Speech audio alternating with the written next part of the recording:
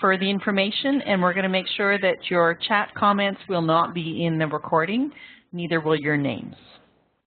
And I will pass you the ball, Corey. Okay.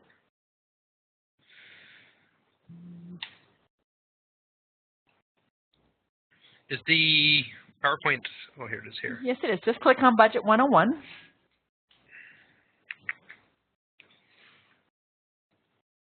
There we go. There you go. All right.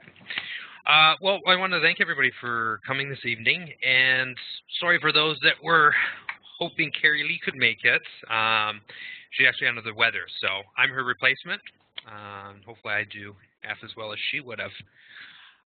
So I'm just going to do a little intro. My name is Corey Hargraves. I'm the financial counselor with SISIP Financial at CFB Esquimalt. And I've been with SISIP Financial for about 3 years now. Prior to that, I have about 12 years experience in the financial services industry, and that's primarily been in credit and collection management.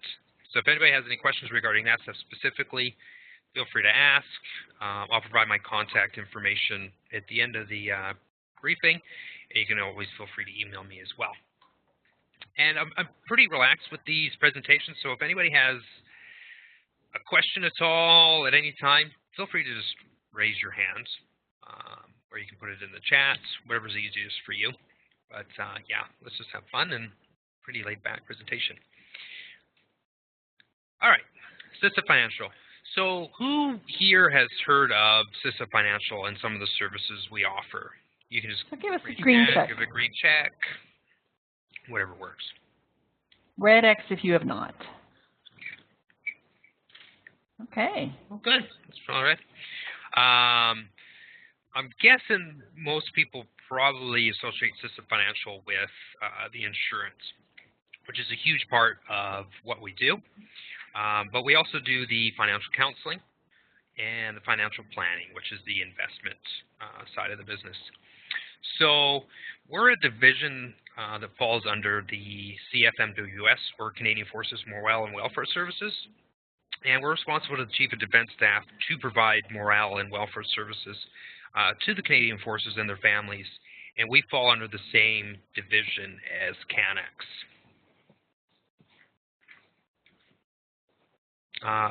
SISIP Financial's vision is that every member of the CAF community and their family has financial health and security.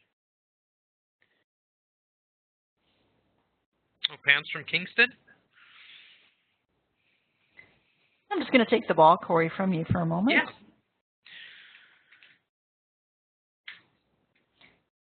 In order for Corey to have an idea of the level of investment knowledge, we're just going to do a short poll here. I'm going to open it up, and what is your level of knowledge? If you can just fill that in, that would be wonderful with reference to budgeting and finance.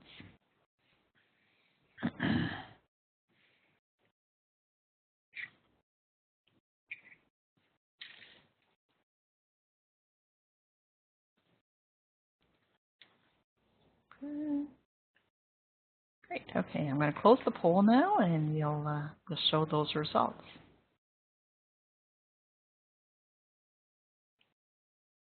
Okay, so it's a pretty decent mixture. Yeah.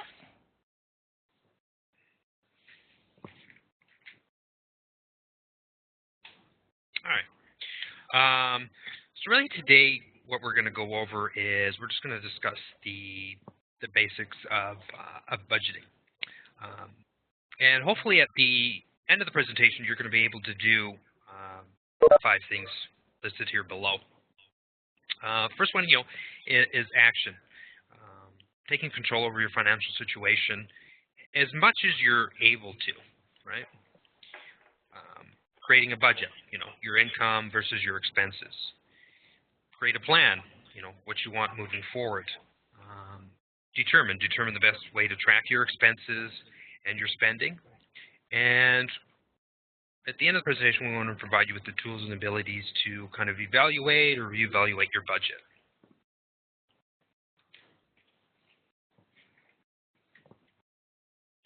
All right, so if you're experiencing some financial difficulty or you just want to get a better handle on your finances, So what are some things you can do? Well, these are some things that that are in your control, that you can do something about. First one is to do something, right? Act quickly. Don't wait around. Anything financial, it never tends to get easier. Typically, financial matters only get worse, right? Creating a budget, that's another thing you can do, and we're going to cover that today. A lot of the time, improving your financial situation or your budget comes down to two basic things: make more money or spend less. So we're just going to cover a couple tips on how you might be able to boost your income or reduce some of your expenses. Also, another major part, getting your debts under control and reducing them, and using the resources and benefits that are out there. There's so many resources and tools that are out there. Sometimes it can be overwhelming, I know. You just got to pick what works best for you and how you like to budget and what you like to use. That's what you got to go with. And so we're going to provide you with some resources and tools that you might want to use.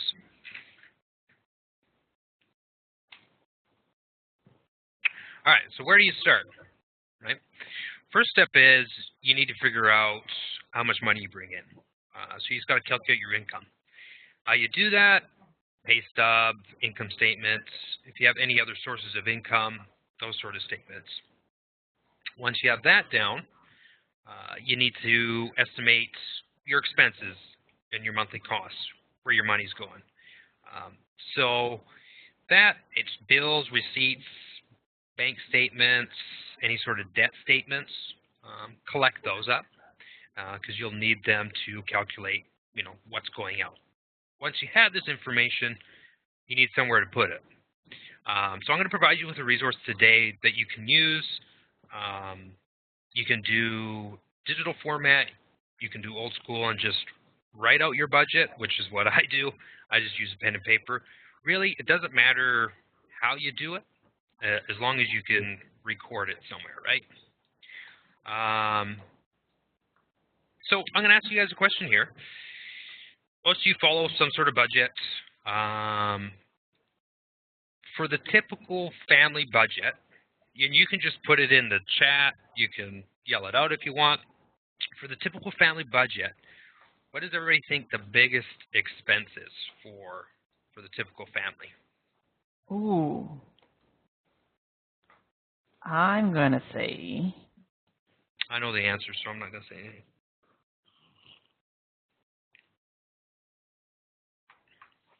I was going to say food too, Alicia, or Valerie. I'm going to say debt, like credit cards, loans.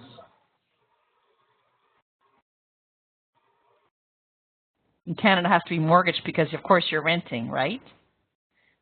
So we have food, mortgages, groceries, and debt.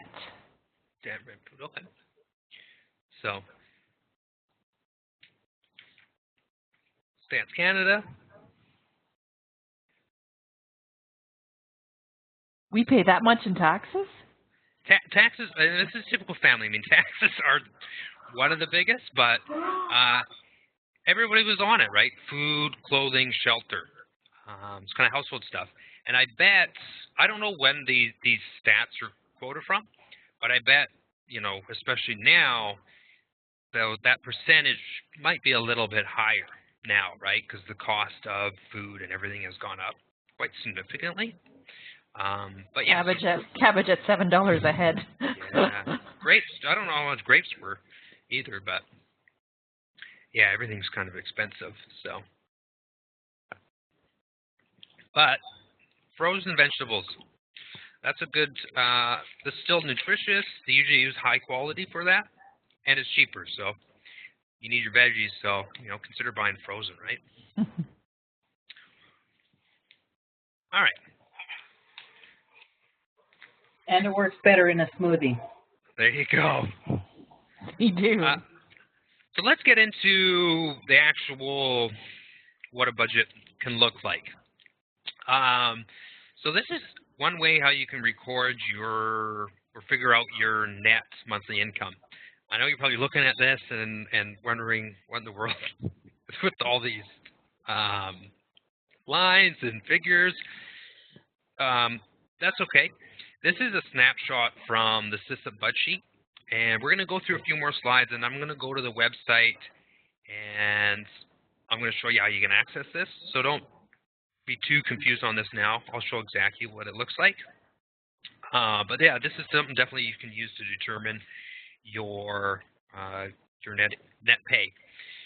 And basically, you just, here's your income goes here, and on this side are your deductions. Basically, you're just copying the information from a pay stub or paycheck. Pam says you use something similar to like this. I mean, basically, you could just use your net pay you get every couple of weeks. So you don't have to just go through the calculations. But it's a good idea you're familiar with what's coming off your pay to ensure it's accurate, especially with taxes, any deductions. And if you're a military member or military spouse, there's a lot of pay incentives you want to make sure are on there. PLD, CPay, field pay, et cetera, et cetera. So you don't have to do the deductions, but it's a good idea to kind of know what you're looking at, what each deduction is to ensure it's accurate. Oh, Pam. Oh, that's great, Pam. Pam is on it with So you do it every pay, Pam? That's really good. That's great. I mean, you got to pick, if you can do it every pay, great. But you got to pick a system that you're going to stick to is the main thing, right? What do you think of Quicken? Me? Yeah. I like it. Joanne uses Quicken.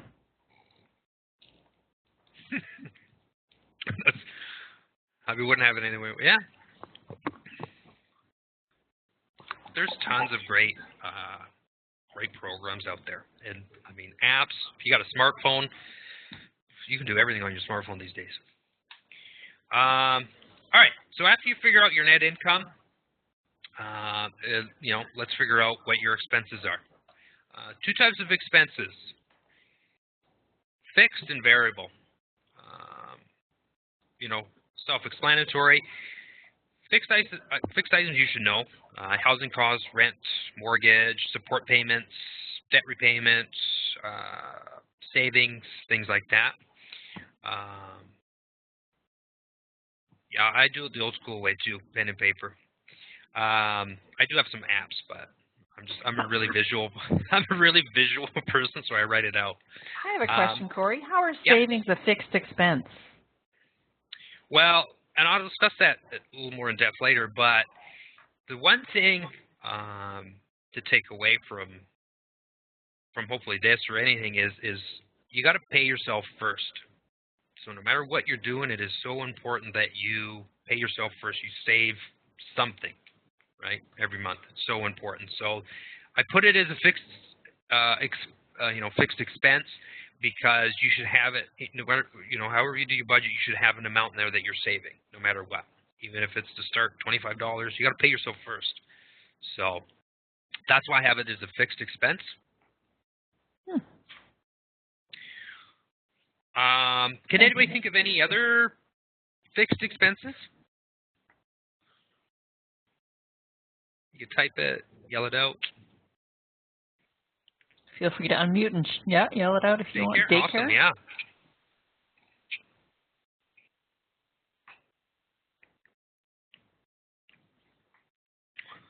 I mean, this kind of covers most of them, but strata fees, some utilities to a certain extent, maybe a transit pass, property taxes. Even though you pay it annually, that's something you probably want to budget throughout the year, right? Variable expenses. So when you're figuring out your expenses, the fixed you're going to know, the variable, these are most likely going to be estimates. How much you think you're paying for food, clothing, transportation, gas, things like that, right? You might know if you've been tracking your expenses, but these are your best guess, basically. All right, so once you have your expenses figured out, you got to record them, right? because your head's going to only hold so much. So get them down somehow. So, like I said, I'm going to show you this budget sheet on our site, but it's pretty, I mean, it covers more than I can even think of, right? Subscriptions are in there, video, water. I mean, you don't have to go this in depth. Completely up to you on how you want to do it, as long as you know what's going in, what's going out, and where it's going.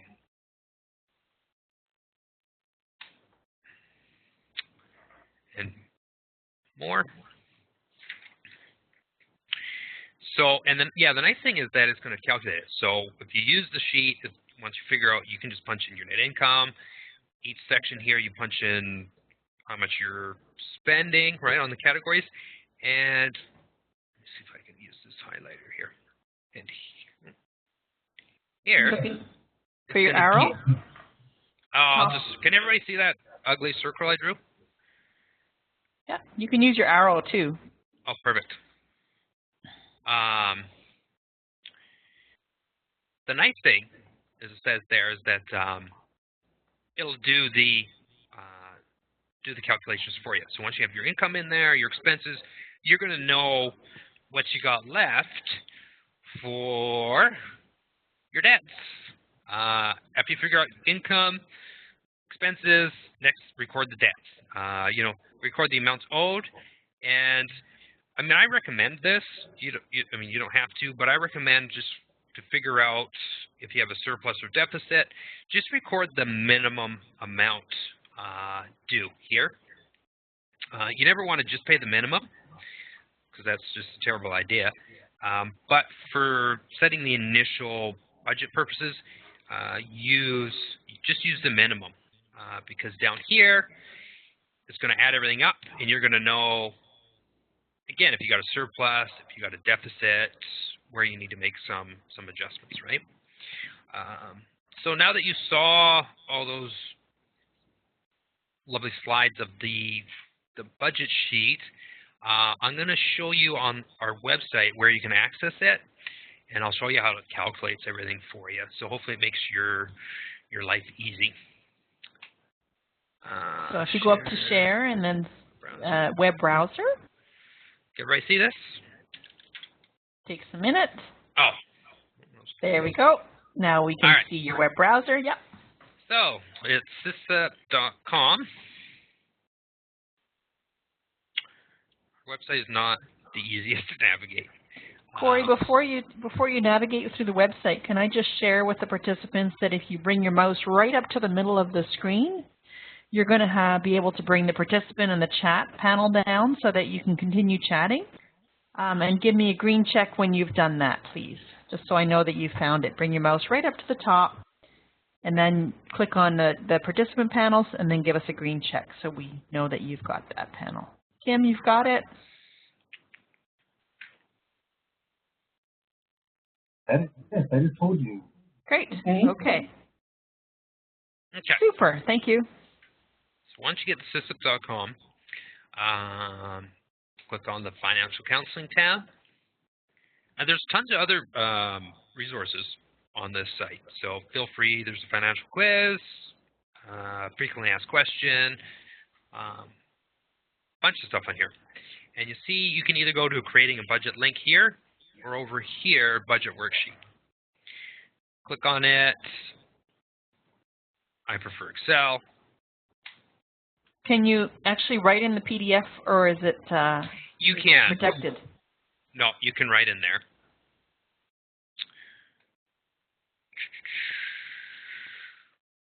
So you can use either or. The reason I like Excel is, okay, it's word protected. The reason I like Excel, I mean, I can send you the spreadsheet because you can edit the columns and things like that. Okay. PDF you can't. So. And Corey, Pam was mentioning that we can, if we're not comfortable finding the forms ourselves, we can actually work with a counselor, right? And they can help us get started? 100%. Awesome. It's probably a good idea, even if you just want to kind of a second pair of eyes, or yeah, if you need help just get the ball rolling, just contact, no matter where you're at, even if you don't have a SISIP office near you, you can contact us to their website, and they'll get you in touch with a SISIP representative, and we can help, over the phone, everything like that. So we're completely accessible. No, that's great, Pam. Thank you for mentioning that. So really want to show you, so punching the income there. Okay, just 1 second. We're not able to see it, so I'm just going to take it back here. Can you bring your mouse up to the top and click Stop Sharing, Corey, for just a moment?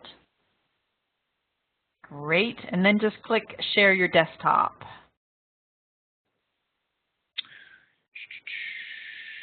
Share Desktop. Yep, and that way you'll be able to see it better. Thank you. Thanks, Joanna, for the tip. Okay. Yeah. Can everybody see it now? There we go. Now we can see it. Perfect.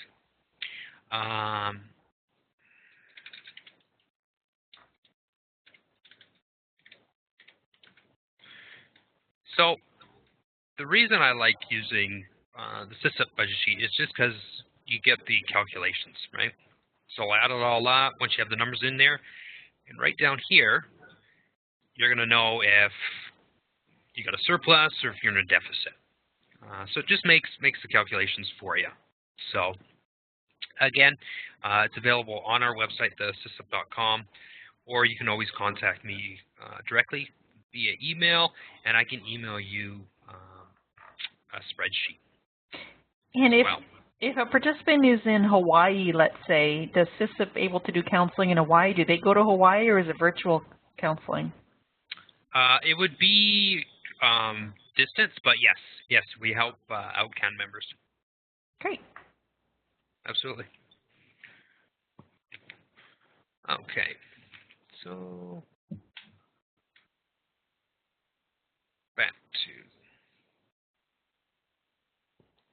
Give me a green check when you're back to see the regular screen now. Fantastic. Everybody should be back now. Great. Okay. Is Joe Montgomery, are you in Colorado? Yes. I am. Oh, I emailed you the other day, yeah? You certainly did. Thank you so much. Oh, yeah, you're welcome. We have a question. Is there a fee to access for military families to access these services, and how does that work? No. To access the counseling service, and actually the planning service as well, there's no fee. So it's a free service for military members and their families. And depending on your location, if you're not familiar with the local SISIP office or SISIP office near you, you can always contact us through the website, SISIP.com. That goes to Ottawa, and they'll get it out to whomever's closest and most relevant to you. So that's best way to do it probably is contact through the website unless you know of what SISIP office is near you. But yeah.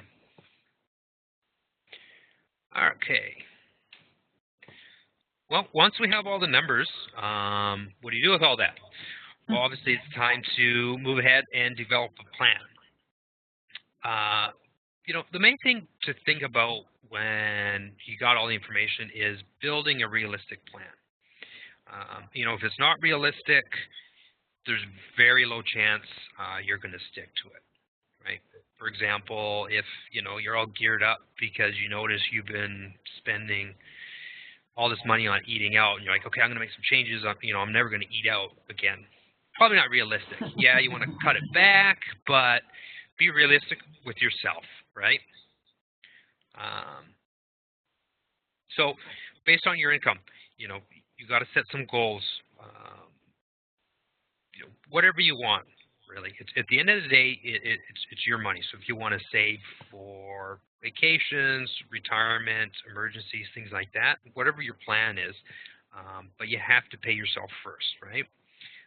That's one of the most important things to do is saving, right? That should be, I can't say it enough, is no matter what, save a little bit, right? Even if it's a little bit to start, it adds up.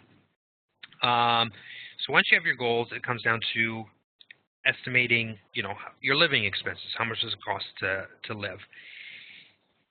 That can be kind of tough because, like I said, you're basically making a guess, right? But until you start tracking it, do your best, and you got to think of some expenses. I'll give you an example. So I'm a big shopper. I like shopping. I don't go buy clothes every month, though, right? But every couple months, I know I'm going to spend some money. So just say, for example, you like shoes, and you don't buy shoes every month, but every like 3 or so months, you're going to buy a pair of shoes. It's going to cost you $90. You should budget that $90 at $30 a month, right? Think of things like that. Vehicle repairs, Christmas, things like that all cost money. And if you can think about it and break it down to a per month, that's a great way to have your budget balanced, because you account for that expense, even though it's not really a monthly expense. Kind of like if you own a home, it's kind of like your property taxes, right? You know that X number of dollars is going to be due. It's easier to kind of act as if you're paying that each month, so when it comes up, your whole paycheck isn't gone. And beyond having emergency savings,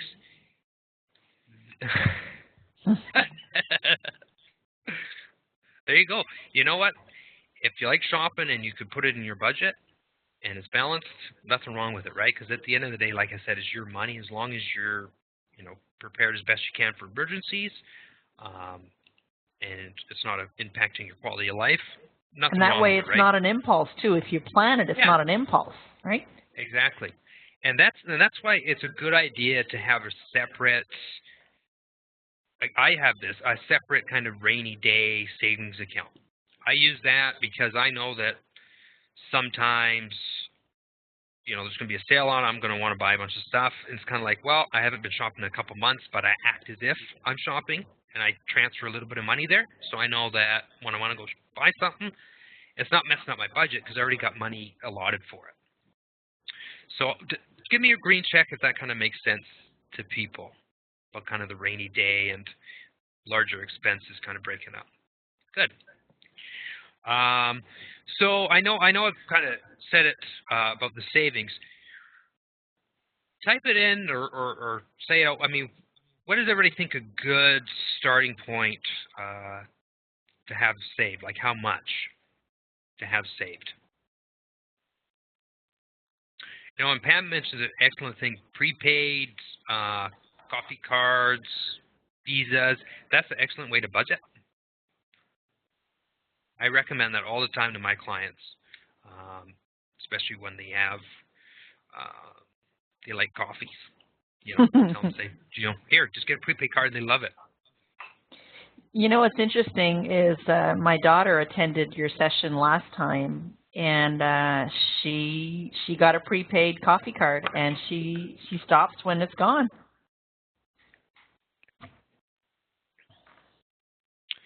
Well, you got a smart bunch here.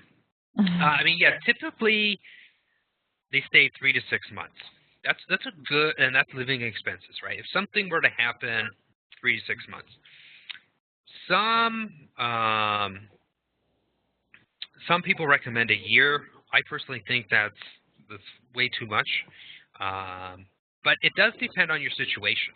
If you got a very secure employment, chances are you're not going to be laid off. You're not a homeowner. You rent a small apartment. You might need only a couple months, right? But rule of thumb, probably looking about 3 to 6 months is a safe bet for emergencies. You got to think, if something were to happen, how much would I need to be okay, right? Because you can't plan for everything. You can just prepare yourself as to the best of your ability. All right. So once we have the plan going ahead,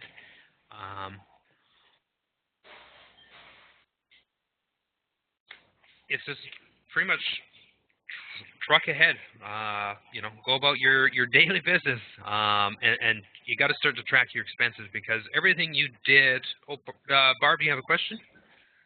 Oh, it was with regard to the how much to save in terms of Yes. emergencies, and I guess when I think about that, I think about it in terms of how long do I need to provide a buffer before I can adjust my income to match my expenses. So if that's, you know, 3 to 6 months to find another job or to make significant adjustments. So that's, I guess, where I was coming from with the 3 to 6 months.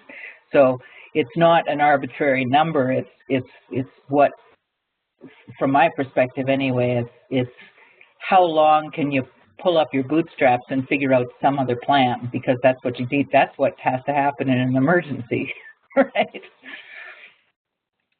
Oh, that's it. So I agree with you.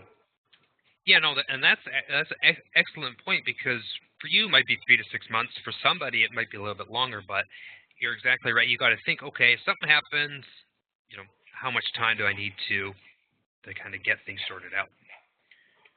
So excellent. Thank you for bringing that point up. You're welcome. So tracking your expenses. Why do you want to do this? Well, basically, you want to do this or you got to do this because if you don't, everything we talked about and did before really is irrelevant. Because one, you're not really going to know what's going on with your budget, right? You know, gives you a reality check. Where's your money going? You can't make realistic adjustments without knowing where their money's going, right? That doesn't make sense. Ideally, you know, do it for 3 months. That'll give you a good average of, you know, where your money's going, what you're spending things on. Worst case, at least take a look at a month. That'll give you, if you haven't done it before, trust me, it'll be a pretty eye-opening experience. From firsthand, I meet people all the time that they just throw in arbitrary numbers, and that's okay. I mean, like I said, it's your best estimate. But I get their bank statements, and when I actually sit there and do the math for the last 3 months, the averages, 9 times out of 10, they had no idea. Sometimes they'd be like, well, I knew I was spending a little bit more, you know, on such and such category, but I never thought it was that much. They're like, really? And I was like, yeah, you know. So it's a really good gauge to do, you know, 3-month average. And I know it's kind of a pain to track it. So one, I mean, there's a couple resources you can use. One, I'm going to put it in the chat, I'll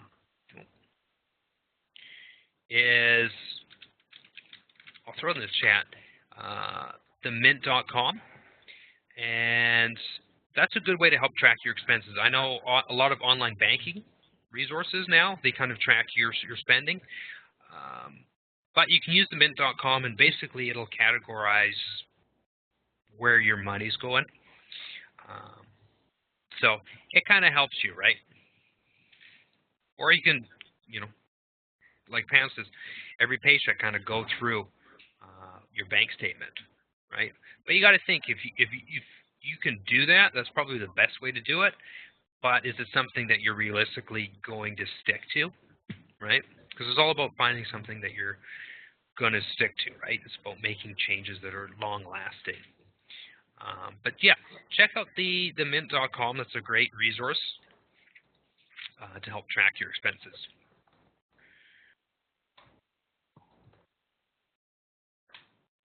All right.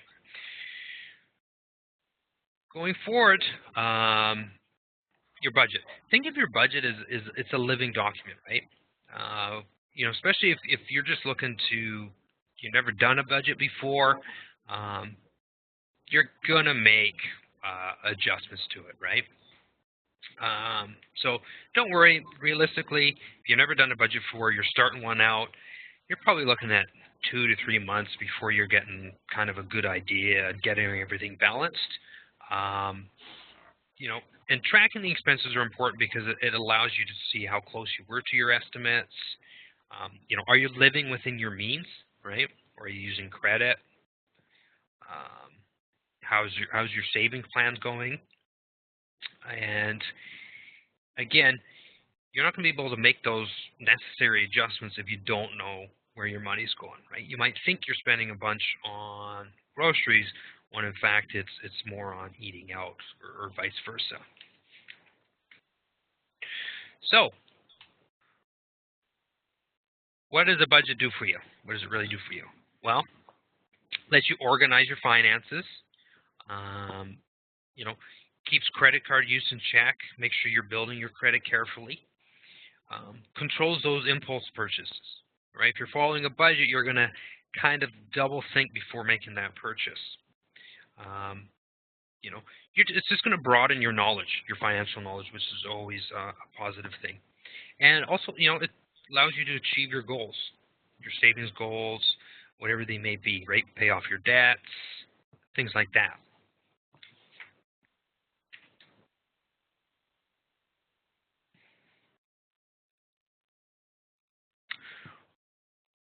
Why is it important to stick to your budget? You have a partner, obviously communication. That's one of the biggest breakdowns in relationships. You know, a lot of problems stem from financial. You know, knowing where your money's going, right? So you can make those changes, adjustments. Living within your means, right? Stay in touch with reality. Are you spending more than you make? Achieving your goals. Having peace of mind, right? That comes down to the emergency savings, right? Knowing your expenses are handled. Avoiding those impulse purchases. And, you know, seizing opportunities. That's where that rainy day fund comes in, right? You set the money aside, there's a big sale on, something like that. Well, you can pick that stuff up because you have the money kind of set aside for that. Okay. All right, so I know earlier we chatted about some tips on, you know, make more money or spend less. Some of these, it really kind of depends on your situation. I know it's not the easiest thing to make more money, right? You know, you can only work so much, right? You have to have a life. So some of these might not be realistic. Depends on your situation. But obviously, getting a second job or finding part-time work, working from home. You know, I know some military families. You know, the spouse, if she has times, you know, she'll babysit, run a daycare. There's various online work as well where you don't have to leave the home, right? You can work from home. Sell items you don't need, right? If you find you got a bunch of stuff just laying around, have a garage sale, things like that. Oh, Pam, you run a daycare?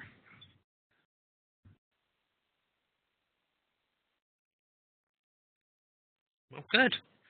And you know, if you have the space, sometimes renting a room that might be an option. Obviously, you know, if you got kids and things like that, you know, rent to a stranger, but it's all situational. Corey, Yeah. when we were doing the practice, Carrie Lee was saying rent storage space in your home. So if you have extra storage space, you don't have to necessarily have the person stay, but you can have their stuff. Oh yeah, yeah, absolutely. Or an Airbnb bedroom. Yeah. What's an Airbnb? For people who are traveling, and an alternative source, which I actually use a lot of the time, is instead of staying in hotels, there's a couple of different options online for using other people's homes. So you may be able to get a home totally totally private, the whole home, or people, if you have a particularly, pleasant place to promote, you can get people who are just staying in a room in your house. So Airbnb. It's an Airbnb, yeah, and I have lots of friends that have done this, and it's pretty lucrative in terms of, depending on the location and if you've got something to sell. You know, if you've got a beautiful view, or you're in a prime location, or it's just out in the mountains or the bush or whatever, it meets everybody's needs. And it's quite a industry these days. There's Airbnb and vacation rental by owner, and you can either rent your whole house or a room at a time. Thank you. No, thank you for sharing. Check into taxes and things like that because you wouldn't want to go to jail, but it's happening all over the place.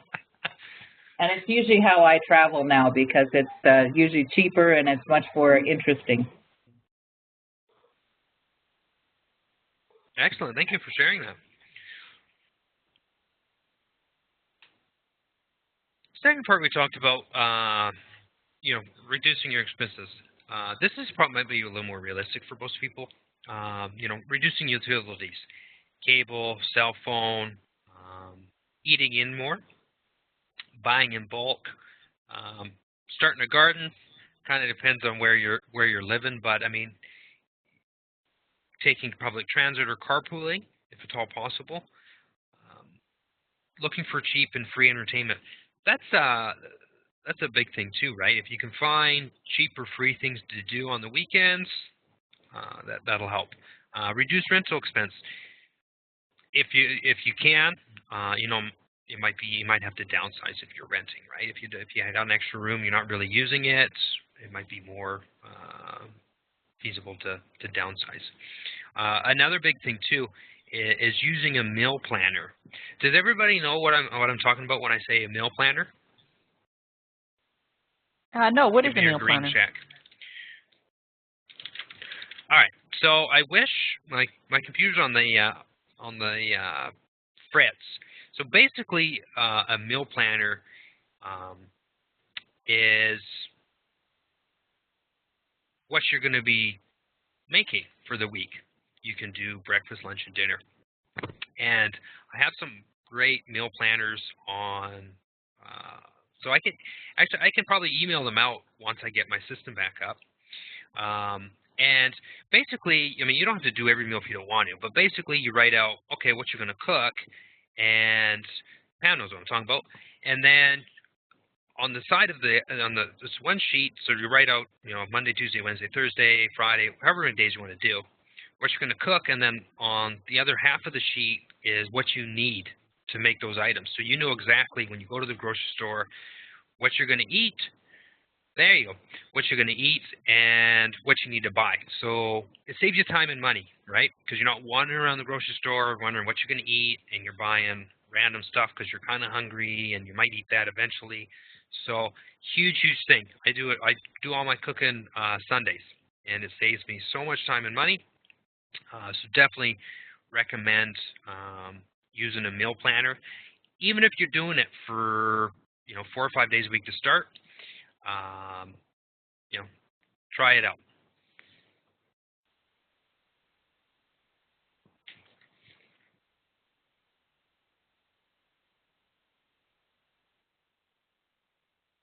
Yeah, exactly, Pam. You know exactly what you need, how to cook it, and you're not wondering, right? Well, what's for dinner tonight? So it's awesome. I do it. All right. So let's just talk about some common things that might happen or that can cause some financial problems for people. Obviously, needs versus wants, living outside your means, overspending, easy access to money and credit, especially with interest rates low. Kind of be conscious of what you're borrowing and how much, right? Because interest rates, what goes down is going to come up. Sales strategies, think about it. Is that sale really the best deal, or is the sale kind of motivating you to buy items that you may not need? And that's kind of like rational versus irrational financial decisions. You know what? And sometimes in life, unforeseen circumstances. There's things that happen in your life that you're not going to be able to control. All you can do is be prepared to the best of your ability, and that's where having the emergency fund, having a bit of money tucked away, that's where that comes in. That's why it's so important to pay yourself first, right? Because you're not going to be able to plan for everything that life throws at you, but if you can be semi-prepared the best you can, that's all you can do.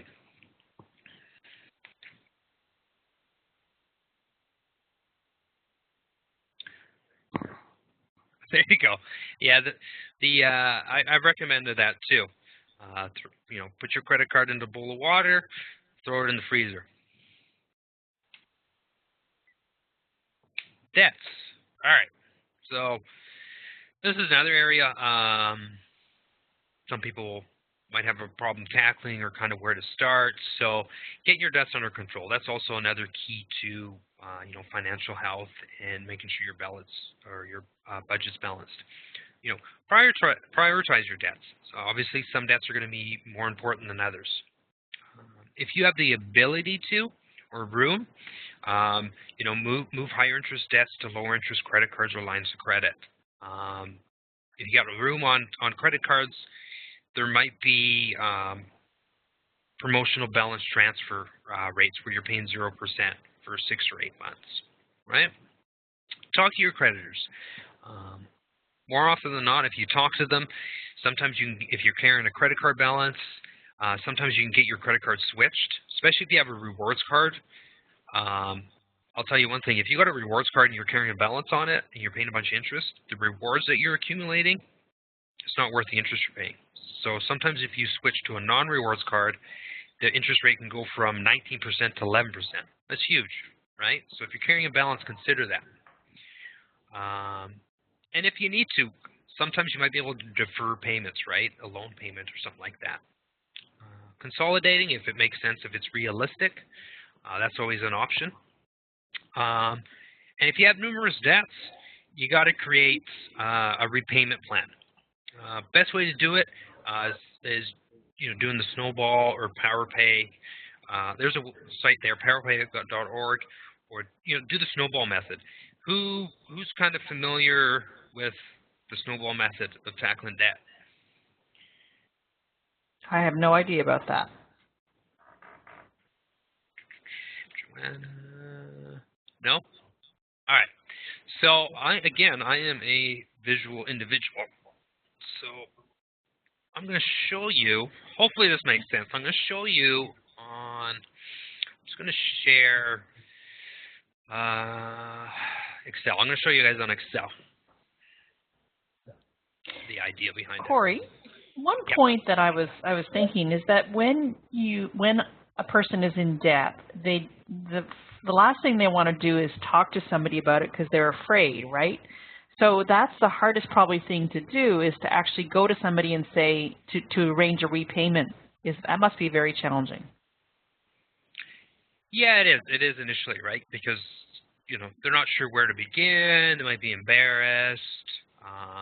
But trust me, like I stated earlier, not doing something about it or thinking that it'll get better if I just wait a bit, it's probably going to get worse, right? So I understand what you're feeling, but take some steps and do something about it now. And right. SISIP's here, and if you're not 100% comfortable, like I said, I'll provide my email address. You can always email me too if you have any questions too, and I'm more than willing to answer your questions. You don't have to give me specifics. If you just want to ask a general question, being like my friend or whatever it is, email me. That first step. It's that first step that takes the courageous conversation. Start that conversation. Great. Thank you. Can everybody see this? See my spread or see the Excel?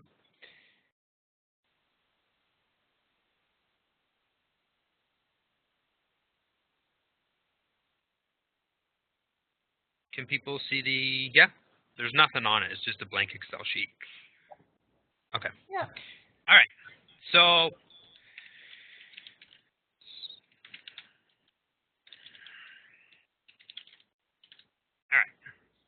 I'm just going to explain the Snowball method. So we'll say you got 3 cards: Visa, a MasterCard, and a Bay card. 5,000 here, 4,000 here, and 4,000 here. So those are the amounts owed. Here's the interest rates. I don't know if they're realistic or not, but so those are the interest rates. Minimum payment.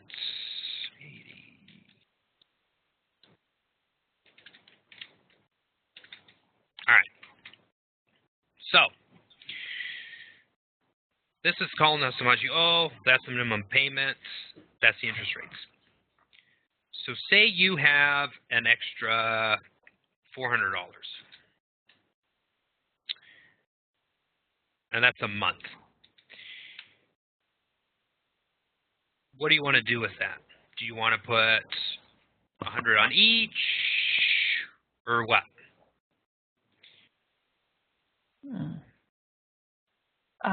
Would it be best to pay down one depending on the interest rate? Exactly. So what you want to do, you can do this one of two ways. Exactly, the highest interest. So some people, so say this was math reasons, it makes sense to put it on the highest interest, but if for motivation reasons, if you had a smaller balance, you could always tackle by balance, but it makes more sense to do it by interest. So say each month you had $400 extra. So you'd make the minimum on your Visa, the minimum on your MasterCard, but the Bay card, because it's the highest interest, you would actually pay $500, right? So you keep paying $500 a month. Once that's paid off, you're already used to paying $500 a month, right? So you don't let that just go into your budget again. You tackle the next highest interest, which is your Visa at 19%. So that $80 minimum payment becomes $580. Once that's paid off, you take that $580 that you used to have been paying, throw it on the MasterCard. So that's the fastest and most effective way to pay down and tackle your debt. Does that make sense to everybody? Yeah, give us a green check if it makes sense. A red X if you need some more explanation on that.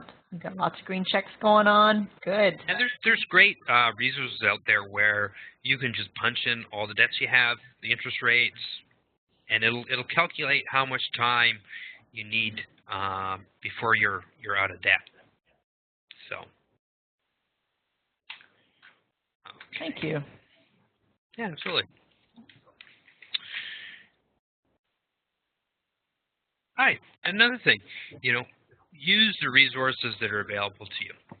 There's so many resources out there. There's, us, SISIP Financial, the MFRC, so many online tools and resources. Go to sisip.com, check that out. Friends and family. There's, I'm sure all you guys have some friends or family that are, smarter than I am. Use them for advice or help splitting expenses and costs, right? Maybe they can help babysit sometimes.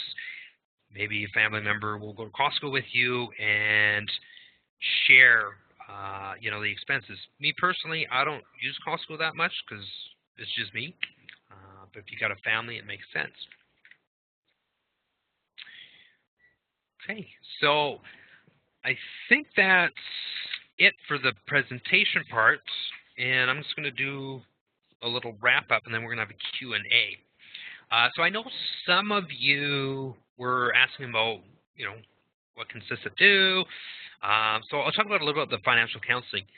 It's free and confidential. If you're a military member, we don't use the chain of command.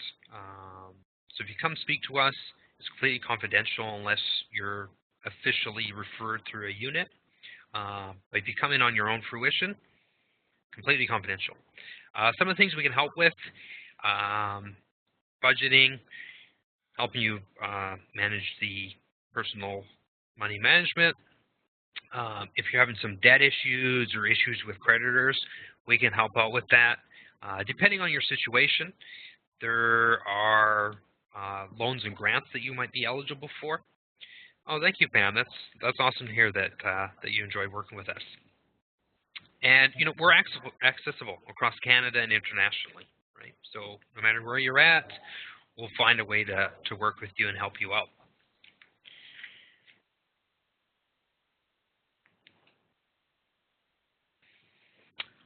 So another initiative that Barb has a question. Yes. Oh, hi, Corey. With the services that you provide, does it have to be the member who calls, or can the spouse or a dependent call? Great question. Nope. Spouses are eligible for the counseling service, and a dependent can be. It's based on the definition of family member. I believe it's under the CF1 definition of family. But for sure, spouses are eligible to receive the counseling service.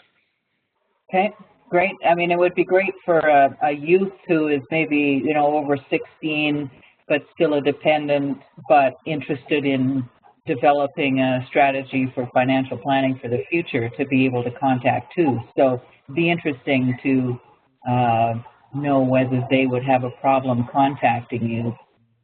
It would be an interesting article to write in our newsletters, I'm thinking. Mm-hmm. Any sort of like exception. Typically, the counselor wouldn't see released members, but per the counselor, they can always make exceptions, right, based on the case. Okay. It's kind of situation by situation. Great, thank you. Absolutely.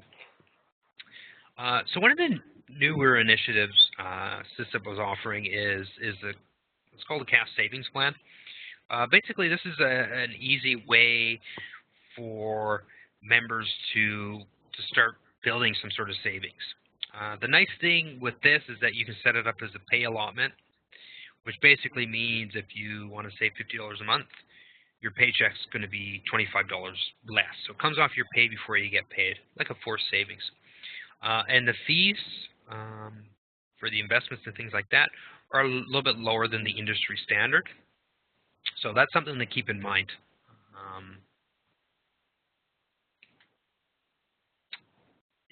If you are a military member or no military member. Oh, Pam, you got the RESPs?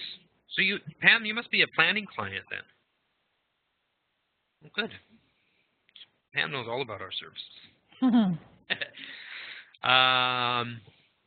Yeah, so SISIP obviously it's not just the counseling. There's savings, investments, and the big part is the insurance as well. So again, check out our website because there's a bunch of information on there, not just on the counseling, in case you're interested in it. And really, the whole purpose of why we're here is to look after the financial health of the members and the Canadian Force members. Barb, you have a question? Sorry, I feel a little guilty taking up your time, but so one of the last slides talked about TFSAs, and I can't remember when we did the presentation last January with you whether this came up or not. But with the CRA situation in terms of residency status, which affects TFSAs and a number of other credits and allowances in the Canadian income tax world. Are you aware of all of those situations, or is there? I guess I'm just trying to find out whether or not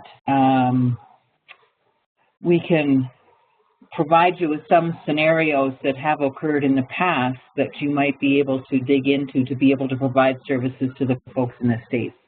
Like if the residency status, if somebody chooses not to be a deemed resident of Canada, it adversely affects their TFSAs and other kinds of things like that. So I just wanted to bring that up in terms of SISIP being aware of some of these other challenges that we have in the U.S. as it relates to some of those kinds of Canadian-based benefits.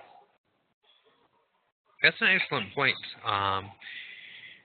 And that's something that probably would be best, and I can bring it up to one of the financial planners.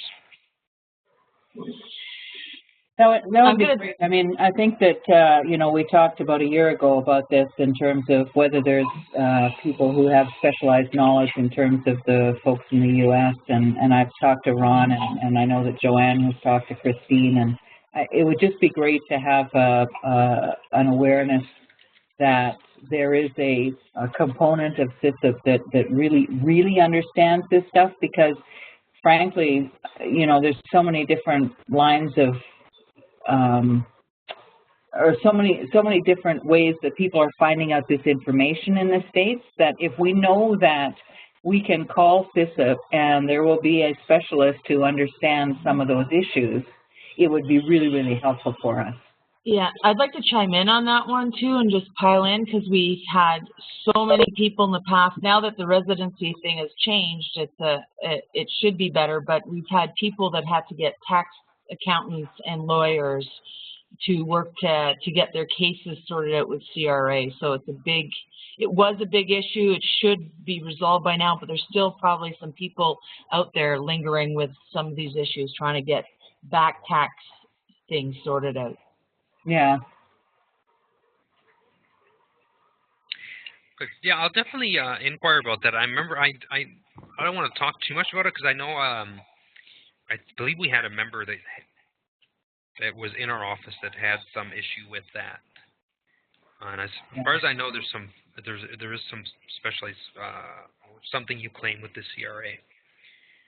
Yeah, it's all about residency status, and as Joanne said, I think we've resolved it from an education perspective down here, or at least we're trying to, but and that's from both the MFS and the military side. So I think we're trying to get that message out to everybody. But where I think that there's some merit in some education component is with SISIP, in that if people are calling SISIP about these things, or SISIP is advising about these things, they're very familiar with these kind of challenges that have come up in the past.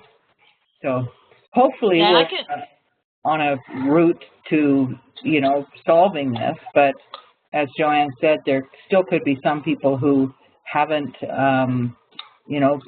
haven't jumped onto the bandwagon and don't know about it, and so that's all. Sorry, Joanne, were you going to say something? Yeah, well, no, and I have lots of different case information with stuff, because we also have people not only for crossing the border here, but then of course while they're here, and they have CRA and IRS issues, so it gets could get pretty messy depending on the situation. But I could talk to Ron, Chris, and anybody else at SISIP that would like to get further clarification on some of the stuff we've had. Yeah, and Ron's in Ottawa too, right? So he'll be able to, if he doesn't have the answer, he'll be able to get the answer.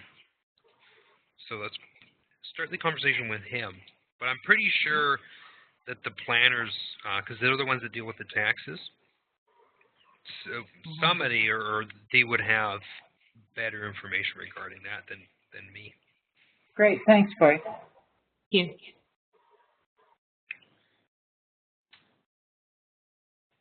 Okay, Q&A. Are there any? I know we kind of did some questions throughout. Are there any questions or comments? Anything? Yes, Barb. I'm just looking forward to the next 5. This was great. Thank you. Please spread the word, because we'd like to really have full houses at these sessions. It would be great. I know. I can't believe that this is only the number that we have. Like, this is such an important topic, and it's certainly a big issue down here these days. I'm floored that this is the number of people that we got. But you know what? We're going to keep plugging away. There we go. We'll keep promoting it through the members and MFS, and we have promoted it during our member and spouses coffee type thing, and even that, it's the people that we have a mixed bag of the people that would normally attend. So it's kind of like we keep putting the word out. I don't know what to do to increase it other than communication. Right. I think the next time I'm gonna do a song and dance on before we start. Maybe that'll bring people or take them away. And you know awesome. what? If 1 or 2 people or a handful, it doesn't matter. If at least one person takes something away of value from this presentation, to me that's worth it. If I make an impact for one person, hey, that's worth it to me. And you've made a positive impact for many people here. That's right. Barb, do you have a question?